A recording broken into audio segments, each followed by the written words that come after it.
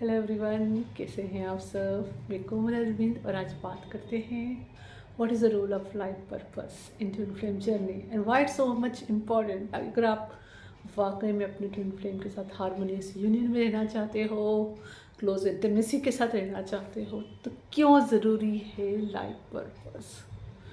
जी हाँ, एक्चुअली जब आप अपने ट्विन फ्लेम के साथ कंप्लीटली इंटीमेट रिलेशनशिप में आते हो, इमोशनली, मेंटली, फिजिकली स्पेशली, तो it is a very sacred energy.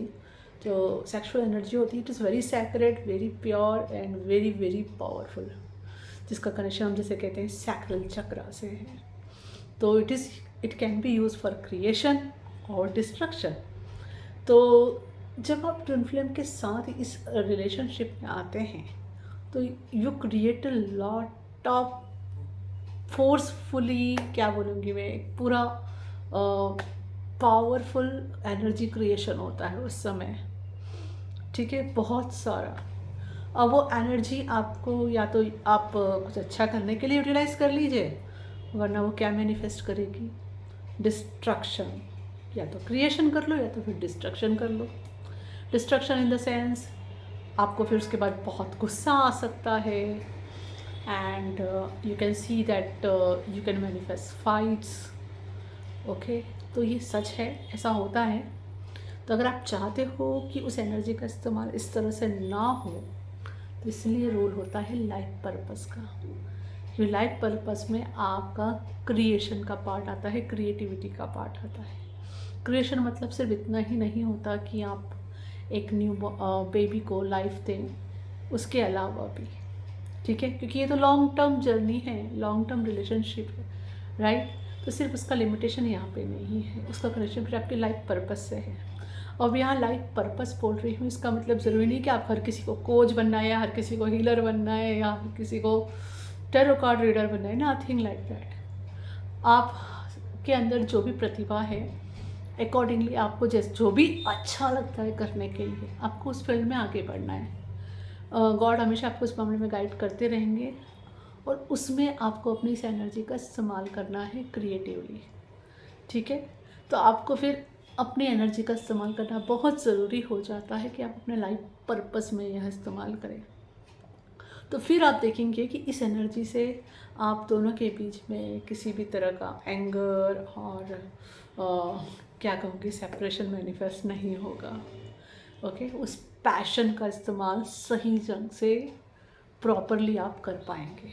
वरना वो जो ब्लास्टिंग ऑफ एनर्जी है, अगर आप उसका यूटिलाइजेशन करना नहीं जानते हैं तो दैन इट इज़ डेंजरस। ऐसा है ना कि आप जिसके लिए रेडी हो अकॉर्डिंगली ही आप आगे बढ़े तो बेटर होता है।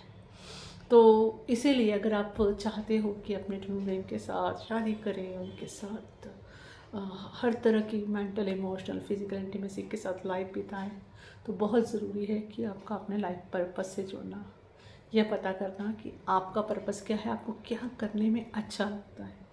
And it can be anything, it can B, हो सकता है आपका पैशन ही कुकिंग में हो, राइट, या टीचिंग में हो, या आपको जॉब करने में कुछ हो। Anything, it can be anything, but you have to honour that. वो आपका अंदर से आपको हमेशा फील होगी वो गुड वाइब्स कि क्या करने में आपको अच्छा लगता है। तो या अगर आप वो पैशनेट रिलेशनशिप चाहते हैं, तो अगर आप गाइडेंस मांग रहे हैं नेक्स्ट स्टेप, तो next step is work on your life purpose.